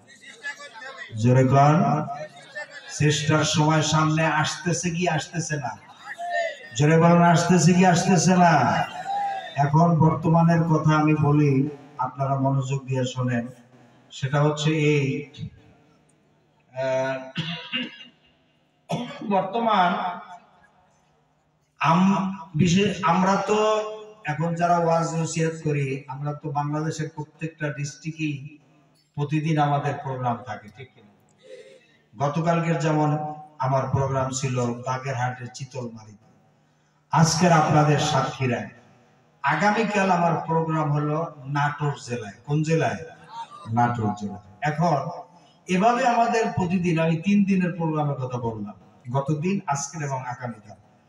প্রতিদিন এরকম বিভিন্ন ডিস্ট্রিক্টে আমাদের প্রোগ্রাম করতে হয়, কারণ বাংলাদেশের বিভিন্ন ডিস্ট্রিক্টের পরিস্থিতি খবরাখবর আপনারা হয়তো রাখেন না, আমরা রাখি। বাংলাদেশের অধিকাংশ মানুষ এখন ইসলাম দেখতে চায়। বাংলাদেশের অধিকাংশ মানুষ কোরআনের শাসন দেখতে চায়, আর সৎ লোকের শাসন চায়। কাদের শাসন চায়? জোরে বলেন। সৎ লোকের। কারণ অসৎ লোকের শাসন দেখতে দেখতে এদেশের মানুষ বিরক্ত হয়ে গেছে। কথা ঠিক কিনা বলেন? দেশের ভাগ্যের কোনো পরিবর্তন হয় না, শুধু ওই অসৎ মানুষের কপাল পরিবর্তন হয়। খালি একদল যায় আর একদল আয়। ঠিক কিনা বলেন? ভাগ বটোয়ারা করে খায়। একদল যায়, একদল আয়, ভাগ বটোয়ারা করে খায়। এখন এই অসৎ লোক এখন আর কেউ এদেশে দেখতে চায় না, সবাই চায় সৎ লোকের শাসন, আল্লাহর আইন। এই অবস্থা এখন বাংলাদেশে অধিকাংশ মানুষের মেন্টালিটি হচ্ছে এই দিকে, ইসলামের দিকে, যার কারণে যারা ভাগ বটোয়ারা করে খাওয়ার পক্ষে তাদের মাথা খারাপ। তাদের কি পেটে তো ক্ষুধা, পেটে কি ক্ষুধা, মাথা খারাপ, আবল তাবল কথাবার্তা শুরু করছে। তারা এখন নতুন করে আবার ৭১-এর সেই ব্যাকডেট ট্যাবলেট আছে না, চেতনার ট্যাবলেট, ৭১-এর চেতনার ট্যাবলেট যেগুলা ডেট ওভার, এই চেতনার ট্যাবলেট নতুন করে আবার খাওয়াইতে চাচ্ছে। খাইবেন আপনারা? বুড়ারা খাইতে পারে, কিন্তু এদেশের ছাত্র জনতা, যুবকরা, যুবতীরা আর খাবে না। ৭১-এর পচা ট্যাবলেট আর খাবে। সুতরাং সতর্ক হন। এখন বিভিন্ন ধরনের ষড়যন্ত্র হতে পারে। একেবারে ফ্রি ফেয়ার সলিড নির্বাচন হলে ইসলামপন্থীরা ক্ষমতা যাওয়ার সম্ভাবনা আছে বলে এই নির্বাচনকে বানচাল করার ষড়যন্ত্র চলছে। এর জন্য বিভিন্ন ধরনের ষড়যন্ত্র সামনে দেখতে পাবেন। আপনারা প্রত্যেকে প্রহরীর ভূমিকা পালন করতে হবে। রাজি আছেন ইনশাআল্লাহ? আখিরাতের চিন্তা করে আমরা যারা ইসলামপন্থী, আমরা তো দুনিয়াবি কোনো স্বার্থ নাই, দুনিয়ার কোনো হালুয়া রুটি খাওয়ার কোনো চিন্তা আছে? আমাদের চিন্তা হলো কোরআনকে পার্লামেন্টে নিয়ে যেতে হবে, কোরআন পার্লামেন্টে এস্টাবলিশ করতে হবে, এই হলো আমাদের চিন্তা। ঠিক না বে ঠিক? এটা হলো আমাদের জিহাদ, এটা হলো আমাদের চেষ্টা। জিহাদ শব্দের অর্থ হলো চেষ্টা করা। কোন উদ্দেশ্য করে, কোন উদ্দেশ্যকে সফলতার শীর্ষে পৌঁছে দেওয়ার জন্য প্রাণান্তকর যেই প্রচেষ্টা করা হয়, ওই প্রচেষ্টার আরবি নাম হলো জিহাদ। আমরা জিহাদ শুনলেই মনে করি মারামারি, না। জিহাদ শব্দের অর্থ আল জুহুদু মাসদার থেকে এসেছে। জিহাদ শব্দের অর্থই হলো চেষ্টা করা। আমাদের চেষ্টা হলো জমিনটা আল্লাহ, আকাশ আল্লাহর, মানুষ আল্লাহর, আল্লাহর আকাশের নিচে, আল্লাহর জমিনের উপরে, আল্লাহর মানুষের সামনে কোরআনের আইনকে এস্টাবলিশ করা। আল্লাহ তাআলা বলেন, ইয়া মাশারাল জিন্নি ওয়াল ইনস ইন ইসতাতা'তুম আন তানফুযু মিন আকতারিস সামাওয়াতি ওয়াল আরদ ফানফুযু লা তানফুযুনা ইল্লা বিসুলতান। আল্লাহ তাআলা বলেন, হে মানুষ আর জেনেরা, আমার কোরআন যদি তোদের কাছে পছন্দ না হয়, আল্লাহর আইন যদি ভালো না লাগে, তাহলে আল্লাহর আকাশের নিচ থেকে, জমিনের উপর থেকে তুই বেরিয়ে যা। তোর যদি আর কোনো খোদা থাকে, তোর যদি আর কোনো লিডারের কোনো দুনিয়া থাকে, ওই জায়গায় যা, চলে যা। আমার দুনিয়া থাকার কোনো পারমিশন তোর নাই। বলেছেন কে? সূরা রহমানে আল্লাহ তাআলা বলেন, ফানফুযু লা তানফুযুনা ইল্লা বিসুলতান। তুই পারবি না, আমার সাবরেনটি, আমার কর্তৃত্বের বাইরে যাওয়ার ক্ষমতা তোর নাই। সুতরাং সারেন্ডার করতে হবে কার সামনে? জোরে বলেন, কার সামনে? ইসলামকে বিজয়ী করার জন্য বেশি লোকের দরকার হয় না আমার ভাইরা। বদরের যুদ্ধে 313 জনই যথেষ্ট ছিল, ঠিক না? সাহায্য আসছে কার পক্ষ থেকে? আল্লাহর পক্ষ থেকে। আল্লাহর মুমিন বান্দারা যখন বিপদে পড়ে আল্লাহ রাব্বুল আলামিন বলেন ওয়া কানা হাক্কান আলাইনা নাসরুল মুমিনিন। মুমিনদেরকে সাহায্য করা আমি আল্লাহর জন্য হক, আমি আল্লাহর দায়িত্ব। জোরে কোন সুবহানাল্লাহ। কিন্তু শর্ত হলো মুমিন হতে হবে। কি হতে হবে? মুমিন হতে হবে। মুমিন যদি হন, শাহজালাল ইয়ামানি রহমাতুল্লাহ আলাইহি যেরকম সুরমা নদীর পানির উপরে জায়নামাজ বিছাইয়া চলে এসেছিলেন। কথা বুঝেন নাই? কি বিছাইছিলেন? জায়নামাজ।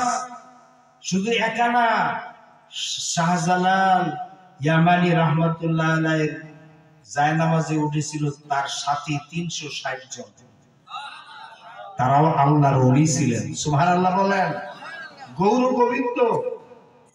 গৌর গোবিন্দ মাঝিমাল্লা যারা ছিল, ওই গেটটা এখনো আছে সিলেটে, আপনারা যে দেখে আসেন। শাহজালাল ইয়ামানি রহমাতুল্লাহ আলাইহি যেখান থেকে উঠেছিলেন সেখানে সুন্দর গেট করা আছে। আমি এবছর প্রোগ্রামে গিয়েছিলাম, ওই গেটের কাছেই আমার প্রোগ্রাম ছিল। আমাকে দেখানো হয়েছে যে হুজুর সুরমা নদী পার হয়ে শাহজালাল ইয়ামানি রহমাতুল্লাহ এই গেট থেকে তিনি উঠেছিলেন। সুবহানাল্লাহ বলবেন না? গৌর গোবিন্দ সে মাঝি মাল্লাদেরকে তাড়িয়ে দিয়েছিল যে কেউ যদি শাহজালাল ইয়ামানিকে পার করো কল্লা উড়াই দেব। মাঝিরা সব ভয়তে পালিয়ে গেছে। এরপরে শাহজালাল ইয়ামানি রহমাতুল্লাহ বলেন, এ গৌর গোবিন্দ, আমি তো আল্লাহর গোলাম, আল্লাহর বান্দা, আমারে ফিরাবি কেমনে?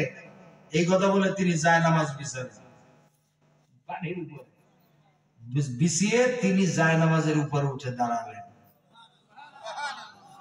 এরপরে সাথী ছিল কয়জন? 360 জন। জোরে কোন কতজন? 360 জন আল্লাহর ওলি। তারা কিন্তু বাংলাদেশের বিভিন্ন অঞ্চলে তাদের মাজার কবর আছে। সুবহানাল্লাহ বলেন। এই 360 জন আল্লাহর ওলিরা একজন একজন করে যখন উঠা শুরু করলেন, জায়নামাজটা আস্তে আস্তে আস্তে আস্তে বড় হতে শুরু করলো। যখন 360 জন সবাই উঠে গেলেন, বিশাল একটা ফেরির মতো হয়ে, এরপরে জায়নামাজে পার হয়ে যখন সিলেটের এই পারে চলে আসলেন, আসার পর এসে দেখেন যে পাথর জমা করে রাখছে। গৌর গোবিন্দ তার সৈন্যবাহিনীদের মাধ্যমে পাথর জমা করে রেখেছে। তখন শাহজালাল ইয়ামানি রহমাতুল্লাহ আলাইহি পাথরকে লক্ষ্য করে বললেন, শিল হট। শিল মানে পাথর, হট মানে সর।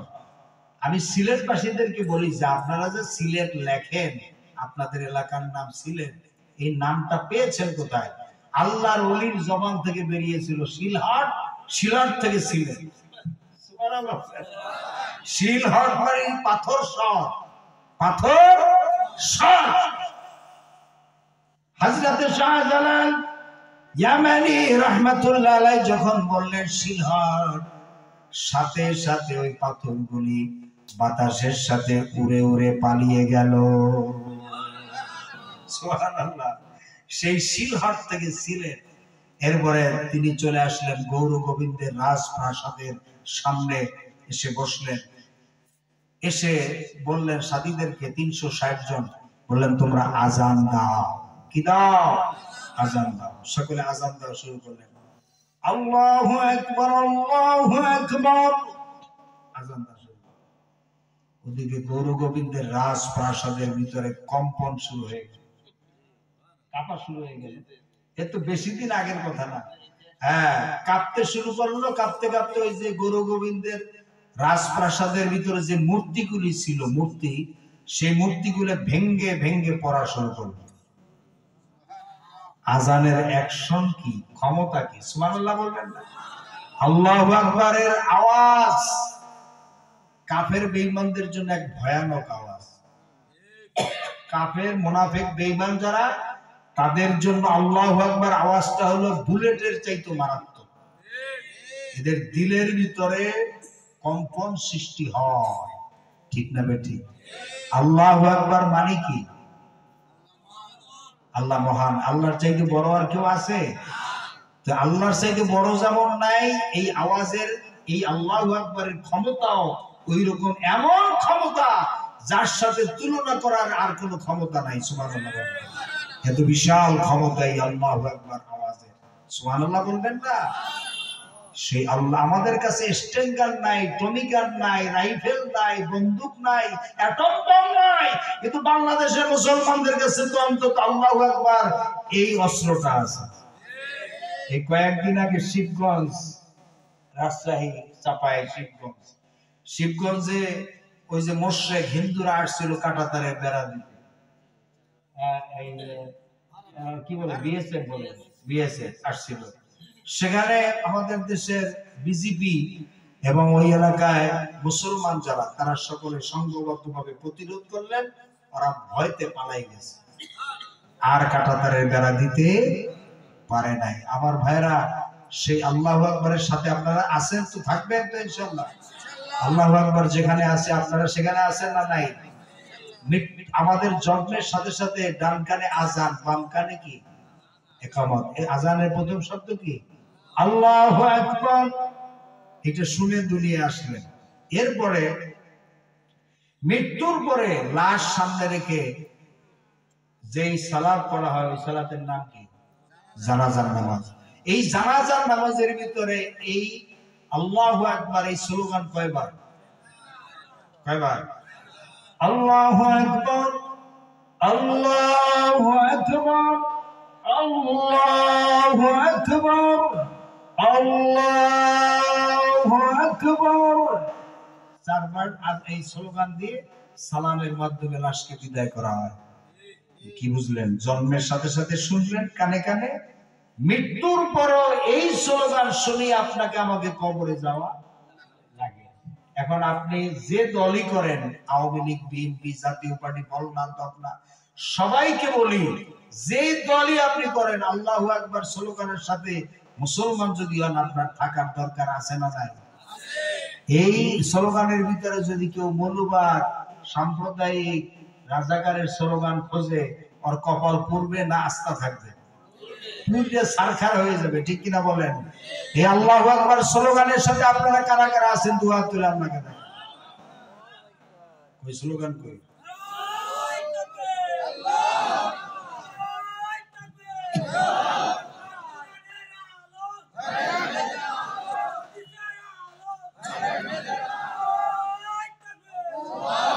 বলেন আলহামদুলিল্লাহ। এই মূর্তিগুলি যখন ভেঙ্গে ভেঙ্গে পড়তেছিল, তখন গৌর গোবিন্দ বলল যে ব্যাপারটা কি, জ্যোতিষীদেরকে ডাকবো। জ্যোতিষীরা বলল যে জবন এসেছে, মেলেচ্ছ এসেছে। এটা হলো সংস্কৃত ভাষা। জবন মেলেচ্ছ মানে এই যে মুসলমানদেরকে জবন মেলেচ্ছ বলে। তো সুতরাং গৌর গোবিন্দ ভাগো, উপায় নাই। গৌর গোবিন্দকে ভাগবো কেমনে? ওই যে হাসিনের মতো বেকার দেবে, ভাগবো কেমনে? তখন বুদ্ধি দিল যে একটা কাজ করো, সাপুরিয়াদেরকে ডাক দাও। সাপুরিয়া, সাপুরে যারা সাপের খেলা দেখে, ওদের কাছে বড় বড় ঝুড়ি থাকে সাপ রাখার, ওর ভিতরে ঢুকবা, তোমার সাপ গুলে চালাই দেবে। তো যেমন কথা তেমন কাজ। সাপুরিয়াদেরকে ডাকা হলো। সাপুরিয়ারা ঝুড়ি নিয়ে আসছে, ঝুড়ির ভিতরে গৌর গোবিন্দ ঢুকছে। এরপরে সাপুরিয়ারা ওই যে দেখেন না, দুই সাইডে দুইটা ঝুড়ি থাকে, আর বাঁশের কি একটা চালির মতো থাকে, এখানে কাঁধে বাজায় আর কি। হ্যাঁ হ্যাঁ, আচ্ছা আচ্ছা। যখন বের হয়ে যাচ্ছিল, গেটে বসা হযরতে শাহজালাল ইয়ামানি রহমাতুল্লাহ, এই তোমরা কারা? যে হুজুর আমরা তো সাপুরে, আমরা সাপের খেলা দেখাই। বলে সাপের খেলা দেখাও? আচ্ছা ভালো কথা, তোমাদের এই ঝুড়ির মধ্যে কি? হুজুর এই ঝুড়ির মধ্যে হচ্ছে সাপ। নামাও তো দেখি। আল্লাহর ওলিদের সাথে মিথ্যা কথা বলে পার পাওয়া যায়? আল্লাহর ওলিদের কাশ খোলা থাকে, অন্তর্চক্ষু খোলা থাকে। সুবহানাল্লাহ বলবেন বাড়ি যাইয়া। আমার ভাইরা বলে যে নামাও, নামিয়েছে। এরপর খুলতে বলে খোলে না, ধমক দিছে, খুলে দিছে। খোলার পরে দেখা যায় আসল সাপ বাইরেছে। এরপরে এরকম মাথায় এরকম দিয়ে বলতেছে গুরু গোবিন্দ শাহজালাল ইয়ামানি রহমতুল্লাহ আলাইহির সামনে এরকম কুর্নিশ করে বলছে যে হুজুর আমারে জানে বাঁচায় যায়, আমি সব ছেড়ে চলে যাই। শাহজালাল ইয়ামানি রহমতুল্লাহ আলাইহি বলেন যা চলে যা, আমি তোরে হত্যা করব না, যা তুই চলে যা। সুবহানাল্লাহ, তোরে জানে বাঁচায় দিলাম, চলে যা। আমার ভাইরা এইভাবে করে আল্লাহর মোমেন বান্দা যারা, আপনার শর্ত হলো খাঁটি মোমেন হতে হবে। কি হতে হবে? ওয়ালা তাহিনু ওয়ালা তাহজানু ওয়া আনতুমুল আ'লাউনা ইন কুনতুম মুমিনিন। কোনো ভয় নাই, কোনো চিন্তা নাই, যদি খালিস মোমেন খাঁটি মোমেন হতে পারো, আল্লাহ রাব্বুল আলামিন তোমাকে অবশ্যই বিজয় দান করবে। আমরা খাঁটি মোমেন হতে পারি নাই বলে একটা পিঁপড়াও কিন্তু আমাদের কথা শোনে না, ঠিক কিনা বলেন? অথচ হযরত সাদ বিন আবি ওয়াক্কাস রাদিয়াল্লাহু তাআলা আনহু আল্লাহ রাসূলের সাহাবীদেরকে নিয়ে যখন আফ্রিকার ভূখণ্ডে গেলেন, আফ্রিকার তদানীন্তন সময়ের যিনি ভাইসরয় গভর্নর ছিলেন, তিনি বললেন যে মুসলমানরা তো আসছো ভালো কথা, তোমাদেরকে লোকালিটির ভিতরে থাকতে দেওয়া হবে না, তোমরা জঙ্গলে যাও। কারণ আফ্রিকার জঙ্গল এত ডেঞ্জারাস, সেখানে হিংস্র প্রাণী না, শুধু মানুষ খেকো গাছ আছে, যে গাছে কি খায়? মানুষ খায়। গাছ হিংস্র প্রাণী না, শুধু মানুষ খেকো গাছ, যেটা পৃথিবীতে অন্য কোনো জঙ্গলে নাই। তো ওদের ধারণা মুসলমানরা এক রাত্র জঙ্গলের মধ্যে থাকলেই সারে, আর খুঁজে পাওয়া যাবে না। হযরত সাদ বিন আবি ওয়াক্কাস রাদিয়াল্লাহু তাআলা তিনি জান্নাতের রকম ছিলেন, আশারায়ে মুবাশশারার একজন, দুনিয়ায় বসে জান্নাতের সুসংবাদ পেয়েছিলেন। কোন সুবহানাল্লাহ।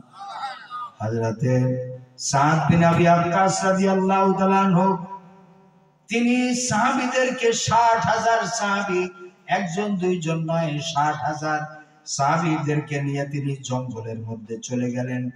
কয়েকটা গাছ কাটলেন, কেটে একটা এরকম মঞ্চ তৈরি করলেন, একটা স্টেজ তৈরি করলেন। এরপরে দাঁড়িয়ে তিনি একটা ভাষণ দিয়েছিলেন। ভাষণে বললেন, ইয়া আইয়াতুহাস শাজারাতু ওয়াস-সাবাব নাহনু আসহাবু রাসূলিল্লাহি সাল্লাল্লাহু আলাইহি ওয়াসাল্লাম। হে আফ্রিকার জঙ্গলের হিংস্র প্রাণী আর গাছেরা, শোনো, আমরা রাসূলুল্লাহর সাহাবী, ইসলাম প্রচার করার জন্য এখানে এসেছি। ফাইন্না নাজিলুনা ফামান ওয়াজাদনাহু কাদালনাহু। শুনে রাখো, আজকে আমরা এখানে এই জঙ্গলের ভিতরে রাত কাটাবো। আমাদের নিরাপত্তার জন্য হিংস্র প্রাণী এই এলাকায় যারা আছো, সব এই এলাকা ছেড়ে অন্যত্র চলে যাও।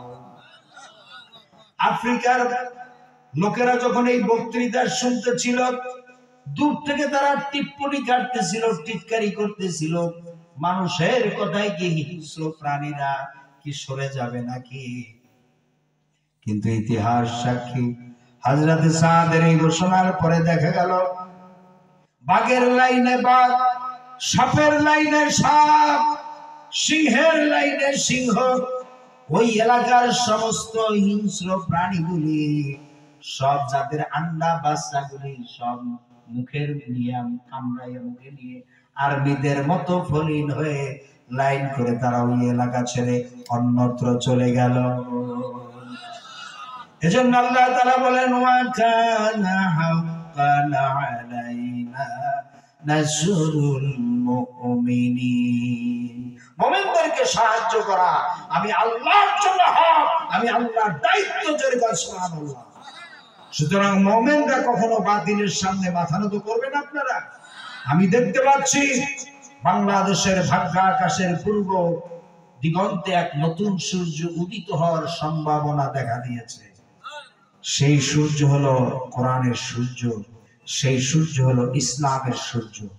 সুতরাং বাংলাদেশে ইসলাম প্রতিষ্ঠিত হোক, কোরআনের শাসন প্রতিষ্ঠিত কে আপনারা চান?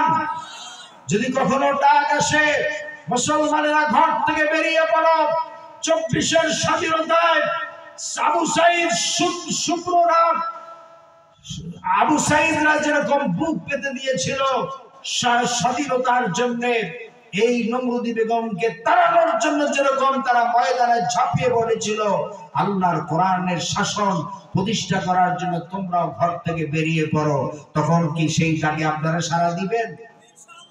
সেই ডাকে আপনারা সাড়া দিবেন? কাফনের কাফন মাথায় জড়িয়ে আল্লাহর দ্বীনকে কামিয়াব করার জন্য কারা কারা প্রস্তুতি নিতে রাজি থাকবেন? তো আল্লাহকে দেখান।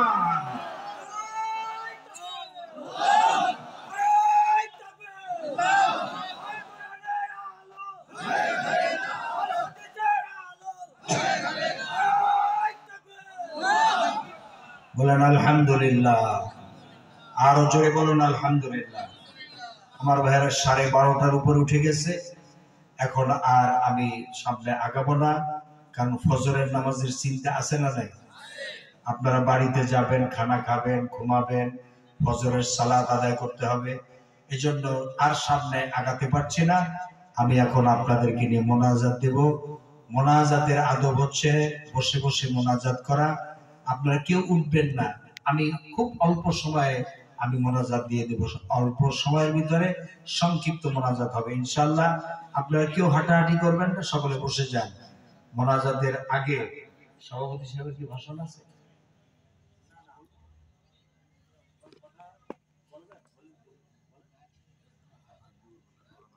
আল্লাহুম্মা আমিন। রব্বানা যালামনা আনফুসানা ওয়া ইল্লাম তাগফির লানা ওয়া তারহামনা লানাকুনান্না মিনাল খাসিরিন। রব্বানা লা তুযিগ কুলুবানা বা'দা ইয হাদাইতানা ওয়া হাব লানা মিন লাদুনকা রাহমাতান ইন্নাকা আনতাল ওয়াহ্হাব। আল্লাহ তাআলা ঐতিহ্যবাহী দরবার শাহ পূর্বপাড়া যুব কমিটির উদ্যোগে ষষ্ঠ বার্ষিক তাফসীরুল কোরআন মাহফিলে রাত এখন 1:30টার কাছাকাছি। এই গভীর রজনীতে আল্লাহ আপনার বান্দা বান্দীদেরকে সাথে নিয়ে, গুনার বোঝা মাথায় নিয়ে আপনার শাহী দরবারে হাত তুলেছি।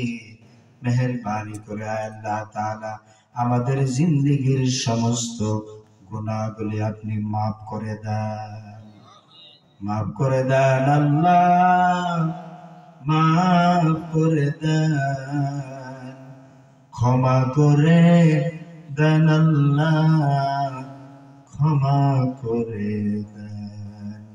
গুনার বোঝা মাথায় লইয়া কাঁদতেছি, মাফ করে দাও ওগো আল্লাহ ইলাহি। যত গুনাহ করছি মাওলা গোপনে, মাফ করে দাও ওগো আল্লাহ নিজ গুণে। সকলে একটু আল্লাহ তাআলাকে ডাক দেন, বলেন ইয়া আল্লাহ, ইয়া আল্লাহ, ইয়া রহমান, ইয়া রহিম, ইয়া হাইয়্যু ইয়া কাইয়্যুম। আয় আল্লাহ তাআলা, কাল কিয়ামতের ময়দানে যেদিন মা তার সন্তানকে পরিচয় দিবে না, সন্তান তার মাকে চিনবে না, পিতা তার সন্তানদেরকে দেখে পালিয়ে যাবে, সন্তানেরাও পিতা মাতাকে দেখে পালায়ে যাবে, প্রকাণ্ড সূর্যটা মাথার কাছে চলে আসবে, আর মাথার চারাগুলি টাস টাস করে ফেটে গিয়া মাথার মগজগুলি গলে গলে নাক কান বেয়ে বেয়ে তারা ওই মগজগুলি পড়তে থাকবে, আর জিহ্বাটা কুকুরের মতো নাভিস্থল পর্যন্ত ঝুলে পড়বে। সারা ময়দানে পানি পানি বলে সারা পড়ে যাবে। আয় আল্লাহ তাআলা ওই কঠিন হাসরের ময়দানে আপনার প্রিয় হাবিবের হাতের হাউজে কাউসারের পেয়ালা আল্লাহ আপনি আমাদের সকলের জন্য নসিব করে দেন। রব্বুল আলামিন, আল্লাহ তাআলা আমরা যারা হাত তুলেছি, আমাদের আব্বা জান আম্মা জান যারা বিদায় নিয়ে অন্ধকার কবরে চলে গেছে, দয়া করে মেহেরবানি করে আমাদের মা বাবা জীবনের গুনাহগুলি আপনি মাফ করে দেন। রাব্বিরহামহুমা কামা রাব্বায়ানি সগীরা। আল্লাহ তাআলা আমাদের আত্মীয় স্বজন, দাদা দাদি, নানা নানি, শ্বশুর শাশুড়ি, স্ত্রী পুত্র পরিজন, ছেলে সন্তান যারা যেখানে কবরবাসী হয়েছেন, আল্লাহ সকলকে আপনি মাফ করে দেন। আল্লাহ তাআলা এই যে ওই পূর্ব দরবাসা পূর্বপাড়া এলাকায় যতগুলি কবরস্থান আছে, কোন কবরে আযাব চলছে আল্লাহ আমার জানা নাই। দয়া করে মেহেরবানি করে আজকের তাফসীরুল কোরআন মাহফিলের ওসিলায় আল্লাহ এলাকার সমস্ত কবর স্থানের কবরগুলির আযাব বন্ধ করে দেন। আল্লাহ সমস্ত কবরগুলি জান্নাতের টুকরা বানিয়ে দেন। আল্লাহ এই মাহফিলের ইন্তেজামিয়া কমিটির সভাপতি, সেক্রেটারি, কেশিয়ার, সদস্যবৃন্দ আল্লাহ সকলকে আপনি কবুল করে নেন। আল্লাহ আজকের মঞ্চের সভাপতি, মঞ্চের প্রধান অতিথিবৃন্দ যারা ছিলেন, আল্লাহ সকলকে আল্লাহ আপনি কবুল করে নেন।